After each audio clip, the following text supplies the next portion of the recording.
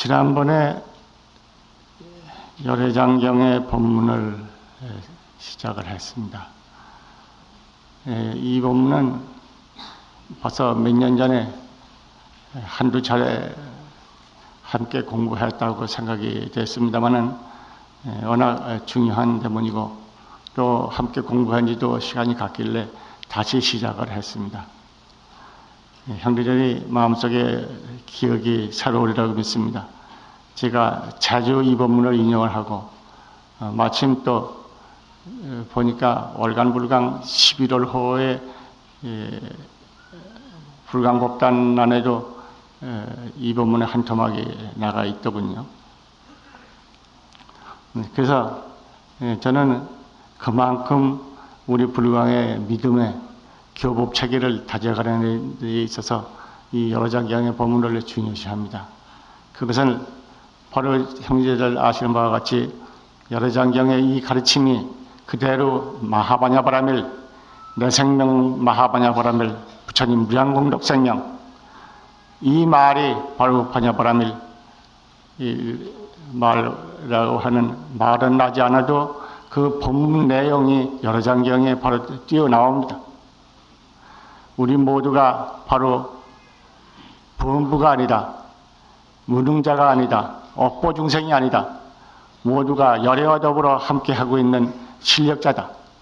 거칠어놓은 탐진치 삼덕이 부글대는 것 같이 보여도 부처님이 보아서는 그렇지가 않다.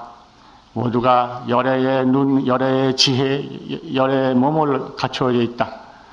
해서 부처님께서는 모든 사람 그대로 두고 열애로 보고 있던 것입니다. 아무리 번뇌가 우글댄다 하더라도 그 사람은 번뇌에 물들음이 없이 청정한 열애장이 건재해서 그 사람의 덕상이 열애와 더불어 다를 바가 없다. 친히 반복하신 대목은 제가 또 몇 군데인가 과거에도 인용을 했습니다. 해서 이 법문을 강조하는 뜻을 살펴주시기를 바랍니다. 지난번에는 이 열애장경에는 범부, 번뇌망상에 엉킨 중생, 아무리 겉보이 그렇다 하더라도 그 진실 존재는 내면이라 그러면 좀 오표가 있기 때문에 진실이라 그런 용어를 씁니다만은 그 내면에는 진실한 공덕을 가지고 있는 인간이 그게 진실이다. 그래서 그 인간의 진실 생명, 이것이 열애장이라고 말씀하시기도 하고 표현을 바꿉니다. 불장이라고도 말씀하시기도 하고 부처불자, 강출장자, 혹은 열애성이라고도 그러기도 하고 그 밖에 또 표현이 쭉 나옵니다. 9가지 비유를 들어서 범부가 아니다. 범부가 보이는 것은 범부의 눈이요, 깨달은 부처님의 눈으로 봐서는 그렇지가 않다. 지혜의 눈으로 봐서는 모두가 지혜와 덕상과 우실력을 갖추고 있는 뛰어난 위대한 존재다 하는 것을 되풀이어 말씀하고 있습니다. 그래서 오늘은 지난번에 첫 번째에 이어서 두 번째, 세 번째까지만 조금 다시 공부를 하겠습니다. 지난번 말씀드렸던 것을 기억을 해 주실지 모르겠습니다. 요점은 이런 내용이 있죠. 한 번은 부처님께서 법을 설하시라 법상에 오르 계시는데 부처님께서 호련히 신통 광명을 놔두셨다. 바로 눈앞에 보이는 세계가 연꽃 봉우리가 가득하고 그 연꽃은 다시 순식간에 꽃이 피어서 하늘꽃 닿을 듯이 꽃이 피어 있더라. 그러가 꽃은 피자 바로 꽃은 시들어 버렸다. 시들어 떨어지니 꽃잎이 떨어진 그 자리에서는 부처님이 계셔서 찬란한 광명을 놓고 계시더라. 이에 대해서 부처님의 말씀이 계십니다. 보느냐 피고지는 연꽃을, 피고지는 것은 범우에 거칠어 보는 세상이요, 찬란해 빛나는 광명은 열애, 그것이 중생에 갖추어진 열애장이다.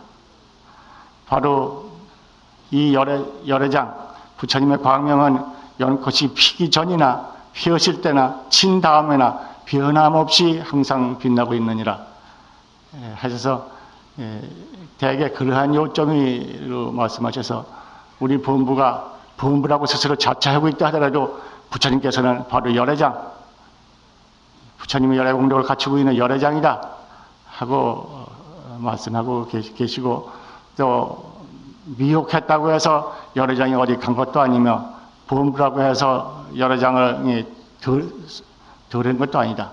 성불했다고 해서 또한 열애장이 더 큰 것도 아니다. 그런 의미를 되풀이어 말씀하고 계십니다. 그런데 열애장이라는 용어는 제가 먼저 말씀을 드렸지만은 원래 중생, 번뇌와 함께 있는 불성, 그런 것이 일반적인 용어입니다. 그러나 쓰기는 열애장을 불성과 함께 씁니다. 부처님 성품 함께 쓰고 있습니다. 여기 경에도 중생의 번뇌와 함께 하고 있는 불성이라고 하는 의미에서 열애장을 썼다고도 해석할 수도 있으나, 그렇지 않냐고 중생이 번뇌를 보기 때문에 부처님은 번뇌를 보지 않고 열애장을 본다 하는 의미에서 열애장의 의미, 열애장 또는 불장 혹은 열애성, 그런 용어가 나왔던 것으로 보는 것이 오히려 타당하지 않겠는가, 그런 생각을 합니다. 우선 여기서 다시 생각해 되겠습니다. 참으로 있는 것, 참으로 있다고 하는 것이 궁극가치입니다. 무엇이 있는가가 궁극가치이며 당위의 근거입니다.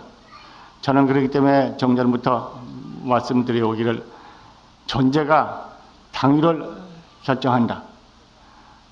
존재가 당위를 결정한다고 그런 용어를 써왔습니다. 무엇이 있는가? 중생의 번뇌가 있는가? 망상이 있는가? 제업이 있는가? 업보중생이 있는가? 그것이 있다면 바로 중생은 마땅히 중생으로 봐야 하고 중생으로 살아야 하고 중생성을 긍정해야 할 것이다. 만약 그렇지 않냐고 중생이 그 실에 있어서 열애광명, 열애의덕, 열애의실력, 그 완전한 성취라고 본다고 그러면 바로 인간은 바로 열애의 실력의 완전한 실현이라고 봐야 하겠습니다. 인간을 육체로 본다면 육체에 시종해야겠고, 인간을 바로 물질로 본다면 물질의 법칙에 따라가야 할 것이고, 인간이 보다 뛰어난 열애 실력의 완전 실현자라고 하면은 반야바라밀의 법칙에 의해서 걸림없는 대의덕을 쓰는 것이, 그렇게 대하는 것이 또한 마땅할 것입니다. 근데 여기 열애장경에서 철저하게 인간을 파헤치고 있습니다. 인간의 진실면이 무엇이다? 부처님의 눈으로 보았을 때, 깨달을 안목에서 보았을 때 일체 중생이 중생이 아니다. 범무성이 없다. 해서 완전히 인간을 해방시키고 인간을 완전히 성취시키며 만인이 있는 그대로 놓고 부처님이라고 하는 존경과 그만큼 존경을 스스로 존경과 권위와 능력을 발휘할 수 있다고 하는 사실을 부처님은 증거하고 계십니다. 이런 점을 열애장경에서 배우고 앞으로도 불법에서 그 가치를 문제 삼는 그 기초가 이런 데 있다고 하는 것을 다시 살피시기를 바랍니다. 반야바라밀 법문을 익숙하시는 형제들이라면 이런 말이 새로운 말이 아닐 것입니다. 반야바라밀, 반야에서 볼 때 만인이 만인이라고 그런 차별이 없다. 바라밀, 진리로서의 완성자, 성취자다. 만인은 진리로서 성취자, 완성자. 그렇기 때문에 진리로서의 완성자답게 살아야 할 것이고, 완성자답게 스스로 자기를 발휘해야 할 것이고, 완성자다운 그 국토를 만들어야 할 것이고, 완성자다운 사회를 이룩해야 할 것이다. 그러니까 인간의 가치가 무엇이며 존재성이 무엇이며 어떤 방향을 어떻게 살아가야 할 것이다 하는 것은 바로 인간이 무엇이다. 존재성에서부터 근거를 합니다. 이런 점에서 철저하게 인간 신성과 인간 존엄과 인간의 절대적 권능을 여기서 긍정하고 있는 것을 다시 배워서 우리 한 사람 한 사람의 스스로의 자부심, 자긍심을 갖는 것이 옳다고 생각합니다. 나는 무능자다, 죄인이다, 업보중생이다. 그렇게 스스로를 떼묻히고 그렇게 물들인 걸로 생각한다고 하는 것은 그것은 부처님의 가르침하고 어긋납니다. 스스로 귀한 존재, 덕 있는 존재, 복 있는 존재, 사회에 빛나는 위대한 존재라고 하는 것을 생각해서 우리의 행을 다듬어가야 하고 우리와 원과 그 실천을 함께 다듬어가야 할 것입니다. 이것은 개인뿐만이 아닙니다. 상대도 마찬가지입니다. 모든 사람 대하는 사람을 부처님으로 대하고 모든 사람을 모두 부처님의 무량 공덕 있는 것으로 찬탄하고 공경하고 받든다고 하는 것은 이것은 당연히 내가 부처님의 안목에 보아서 틀림없는 불성인 것처럼 만인이 그렇기 때문에 그런 것입니다. 이렇게 해서 스스로로 진실을 보고 모든 세계에서 진실을 보고 모든 행에서 진실을 행할 때 사회와 국토와 온 우리가 바로 진리광명으로 충만한 본래성을 나타나게 되는 것입니다. 이 점을 생각해 두시면은 여러 방면에서 불교가 가르치는 사회적인 교훈, 불교가 가르치는 사회개혁의 방향, 그 원리가 나오는 것입니다. 무엇보다도 인간의 지존 존엄성이라고 하는 것은 본래적인 것이라든가 누가 인정하고 긍정해서 준 것이 아니라든가 원래 본래적인 것, 본연적인 것, 자존이라는 것, 누가 인정해줬거나 누가 인정해주지 않아서 어떻게 되는 것이 아니고 절대적인 실존이라고 하는 사실을 우리는 거기서 배우는 것이고, 또한 인간이 무능자가 있고 차별이 있는 것이 아니라 그건 스스로 자기 마음에서 차별지어서 있는 것이지 본성에 있어서는 무한의 창조적인 본능을 지니고 있다 하는 것을 우리는 또한 함께 알게 됩니다.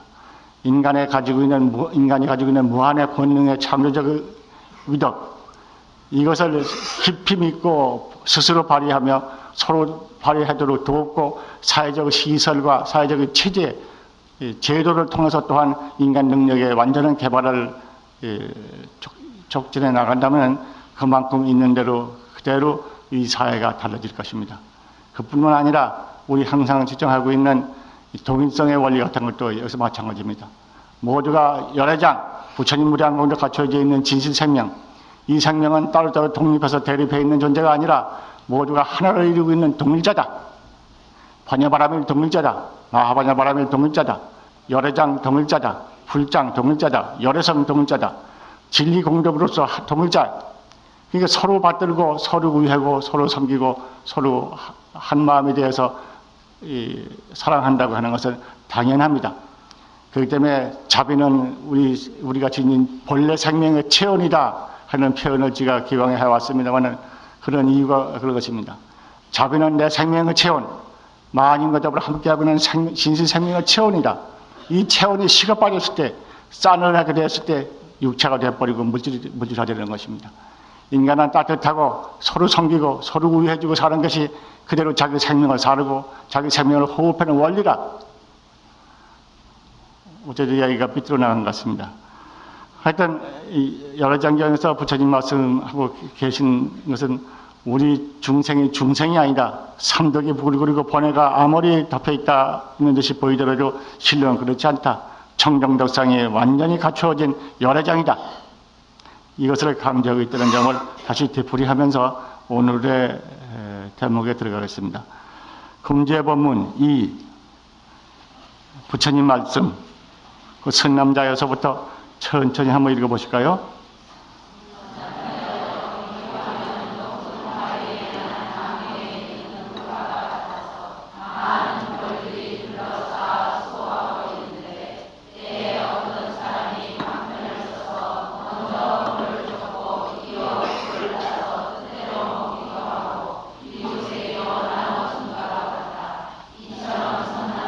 일체 중생에게 열애장이 있는 것은 저 나무 위에 꿀과 같다.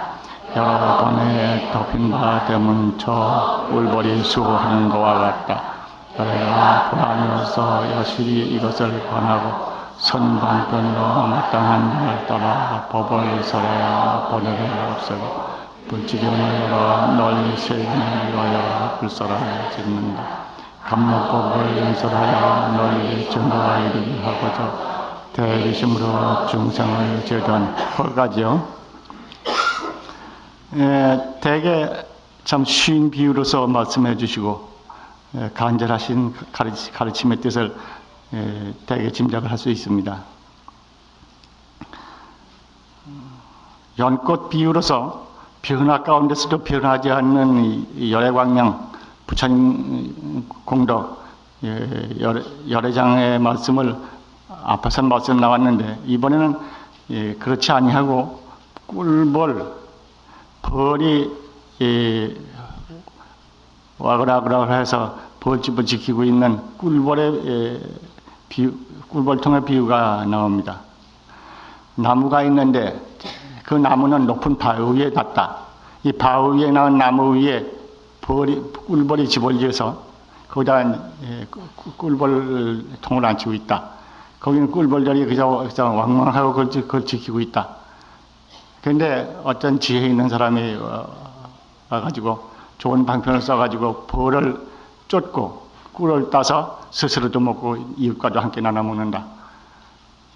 이것이 이제 비유의 내용입니다. 부처님께서는 이 비유에서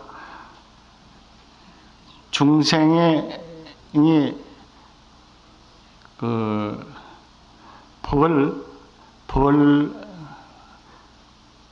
벌과 같은 잉잉대고 있는 그 오락가락하는 그 벌과 같은 번뇌에 사로잡혀가지고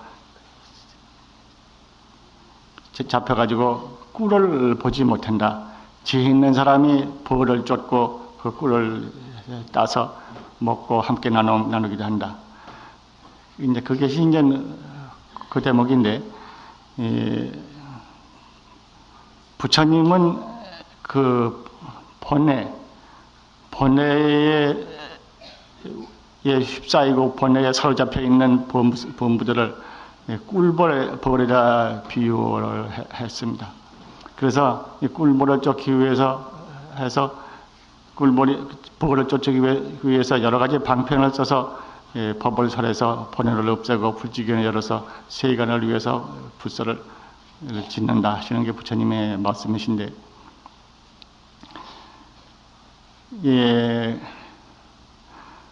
다들 그 꿀벌통에 꿀 따르는 걸 보셨는지 모르겠습니다. 저는 말로만 듣고 한두 번 보긴 봤는데 잘 자세한 걸 모릅니다. 되게 연기를 쓰이더군요.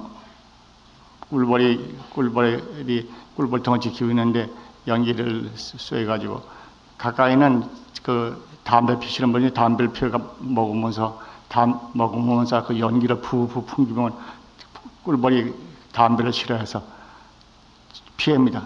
그러면 이제 부드러운 솔 같은 걸로 이렇게 좀 밀으면은 밀려갑니다. 그렇게 하면 이제 그 집에 그럼 개가 나오고 개 안에 꿀이 꽉 배겠죠. 그래서 그걸 이제 땁니다.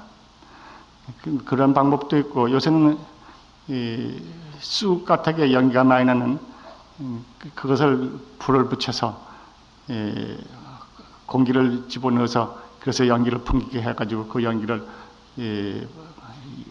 양봉의 경우 그럴 겁니다. 그렇게 해서 벌을 따고, 요새 사람들이 익숙해져서 그러한 연기를 쓰이지 아니하고 또한 벌하고 친해가지고 벌한테 좀 비켜달라 하고 좀 쓰다듬어 가지고 그래서 그 개를 하나하나 깨는 방법도 있다고 들었습니다만 아마 여러 가지 방법이 있는 모양입니다. 하여튼 여러 가지 방법을 써서 벌을 쫓아버린다. 이 여러 가지 방법, 이것이 무엇인가? 부처님의 설법입니다. 부처님의 설법을 통해서 번뇌를 쫓고 벌을 쫓아내서 그 안에 꿀이 나타나게 해서 꿀을 따서 먹고 이웃에 나눠서 함께 즐긴다. 부처님의 설법이 어떠한 것인가? 가지가지 방편을 써서 벌을 쫓는다고 그랬는데, 그것은 부처님 법문 일체가 벌을 쫓는 작업입니다. 원래 법이 본래부터 갖춰져 있는 것을 그릇된 지견, 그릇된 생각, 그릇된 마음에 사로잡혀 있어가지고 보지 못하기 때문에 그릇된 생각만 망견만 제해버리면 바로 있는 그대로가 나타나는 거라. 그렇기 때문에 있는 그대로 보게 되지요.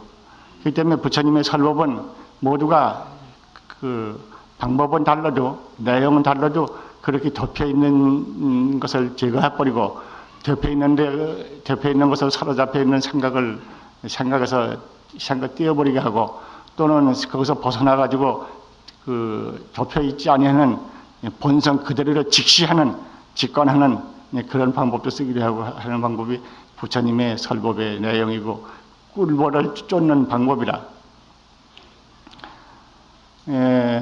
제일 부처님 법문을 정리하기 쉽게 말하면 계징해를 말할 수 있을 것입니다.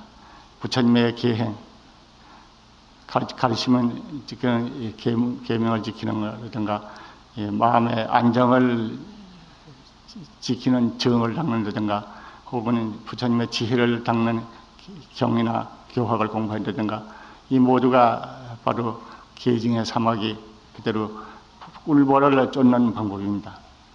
또 계라 하더라도 대개 내용별로 좀 정리를 해보면은 나쁜 일, 남한테 해로운 일, 이웃에 손해를 주는 일, 스스로를 더럽히는 일, 이런 일을 하지 말라 하는 그런 행위도 이가 꿀벌을 쫓는 방법의 하나고, 그 다음에 선법, 착한 행을 하라, 많은 사람의 도움을 주라, 다른 사람한테 기쁨을 보태줘라, 다른 사람에게 성장되고 이로운 걸 행하라 하는 선법을 권장하는, 선법을 스스로 행하는 그런 것이 또한 꿀벌을 쫓는 방법도 되고, 또 하나는 중생들을 잘 이롭게 해서 그 사람들을 하여금 깨닫고 그 사람이 보다 지혜가 밝아지고 그 사람의 행위 보다 맑아지도록 서로 인도하고 도와주는 중생을 섭수하는 이런 방법도 또한 중요한 벌을 쫓는 방법입니다.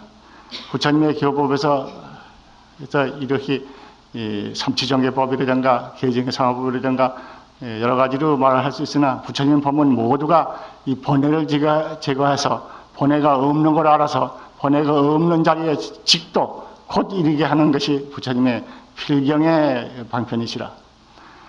어떻습니까? 우리 형제들은 반야바라밀 공부를 주로 하고 있는데 어느 쪽에 속하는가 모르겠습니다. 반야바라밀, 반야의 눈에서는 번뇌가 본래 없는 것입니다. 무, 아니비서증이, 무, 색생양미 처법. 여기서 육군과 육진과 육식이 없고, 12인연이 없고, 따라서 사제법이나 그 밖에 다른 법문까지도 무라고까지 말씀하시는 것은 바로 번뇌라고 하는 것을 유로 보고 유를 대체하는 방법으로서 세운 교법인가 다르게 필경은 유가 번뇌가 없기 때문에 대체는 법문도 없다. 무 고진멸도 까지 부처님의 반야신경이나 말씀이 나오는 것입니다. 이처럼 봐서 불광의 벌 쫓는 방법은 바로 벌이 본래 없다. 벌이 쏘는 존재가 아니다. 벌이 해로운 존재가 아니다. 벌은 바로 꿀과 더불어 함께 있는 자다. 반야바람 위에서 벌을 쫓는 방법은 벌을 적대시하지 않는, 이질시하지 않는 그런 바로 반야바람을 일구에서 있다고 생각합니다. 형제들은 반야바람을 이용함으로써 일심으로 반야바람을 이용함으로써 바로 반야바람 자체가 내 생명에서 깃들어 있는 반야바람의 광명을 바라고 반야바람의 힘을 바라고 반야바람의 지혜를 바랍니다. 이 때문에 이 반야바람의 지혜, 이게 꿀이에요. 이렇게 생각을 해보면 우리 불광의 수행이 여러 가지 법을 버리지 않되 계정의 사막이나 삼치정계의 수행법 같은 것을 하나하나 버리지 않고 모두를 취해야 돼. 궁극적으로는 본래무, 반야바라밀, 반야의 지혜에 의해서 원래부터 없다고 하는 것, 대립적인 이질적인 존재가 없다고 하는 그러한 지혜를 활용하는 가장 수승한 법문이다 하는 것을 이해가 가시리라고 생각됩니다.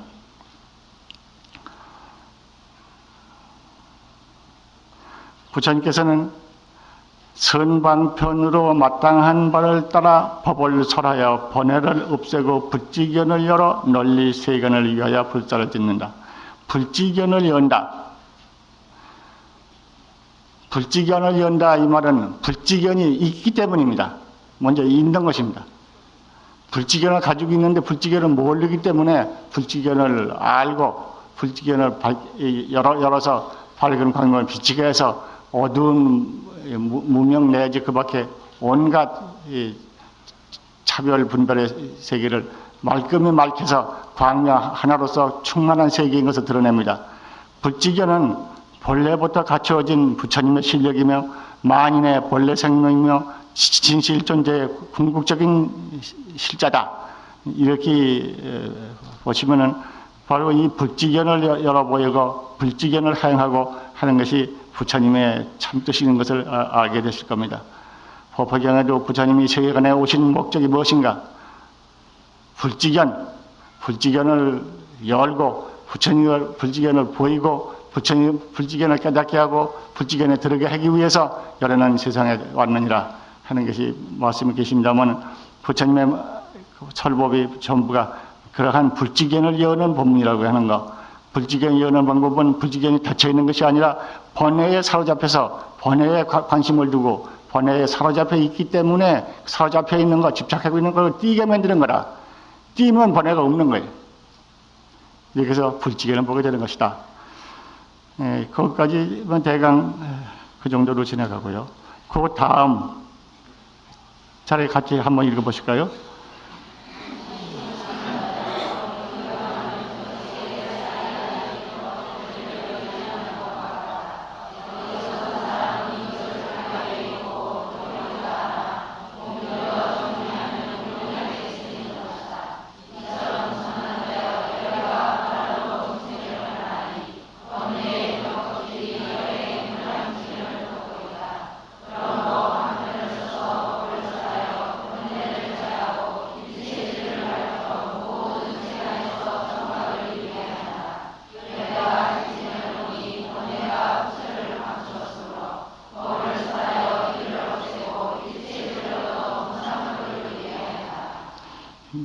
거기 드머리 동그란 괄호 속에 들은 법문은 역시 경연 법문이긴 한데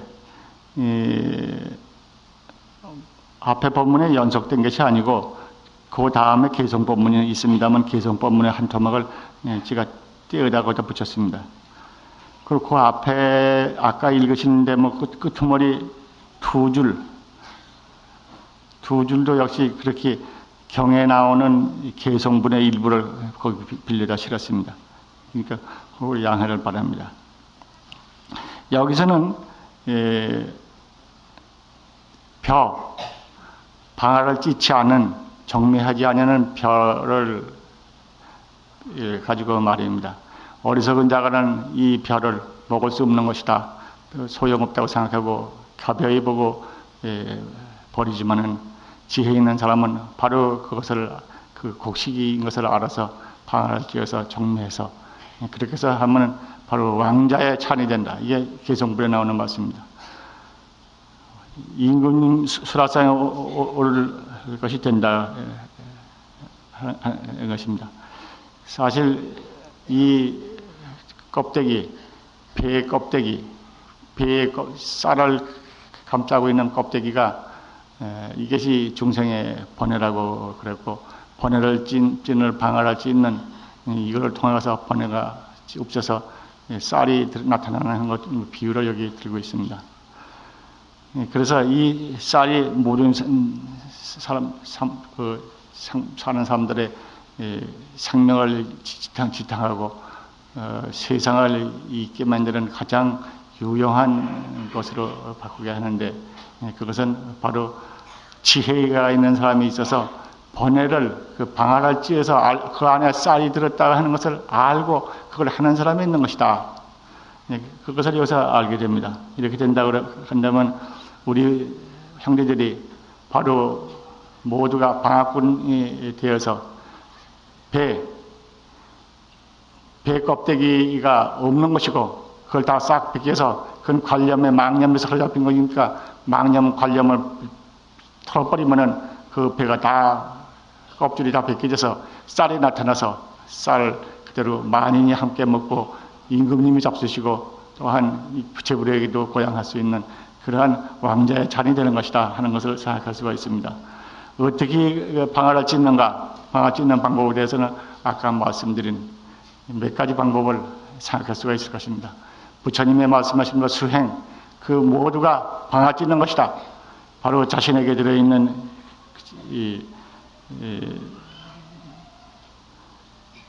역경의 용어로 보면 일체지를 밝혀 세간에서 정가 이루게 한다고 그랬었는데, 일체지를